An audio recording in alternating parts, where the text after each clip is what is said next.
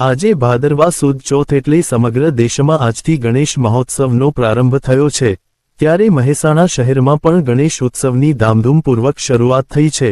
શહેરના વિવિધ મોહલ્લા પોળો અને સોસાયટીઓમાં શ્રદ્ધાળુઓ દ્વારા ગણેશજીની નાનાથી લઈને મોટા કદની મૂર્તિઓને શુભ મુહૂર્તમાં પ્રસ્થાપિત કરી તેની પૂજા કરાઈ હતી। ત્યારે મહેસાણા શહેરના ફુવારા પાસે સિદ્ધિવિનાયક ગણપતિ દાદાનું ગાયકવાડ સરકાર વખતનું પ્રાચીન મંદિર આવેલું છે।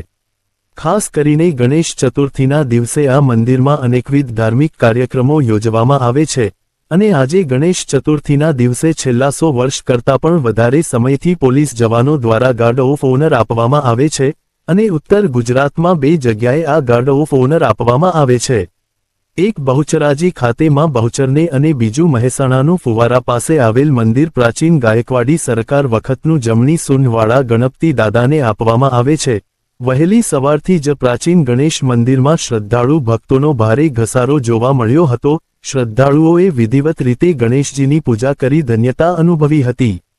ગણેશ ચતુર્થીના પાવન પર્વને લઈને ગણપતિ મંદિર ખાતે રાજ્યસભા સાંસદ મયંકભાઈ નાયક, જિલ્લા ભાજપ પ્રમુખ ગિરીશભાઈ રાજગોર, મહેસાણાના લોકલાડીલા ધારાસભ્ય મુકેશભાઈ પટેલ, જિલ્લા પંચાયત પ્રમુખ તૃષાબેન પટેલ, ડોક્ટર અનિલભાઈ નાયક, દિલીપભાઈ ચૌધરી જેવા આગેવાન ઉપસ્થિતમાં ગણેશ મહોત્સવનો પ્રારંભ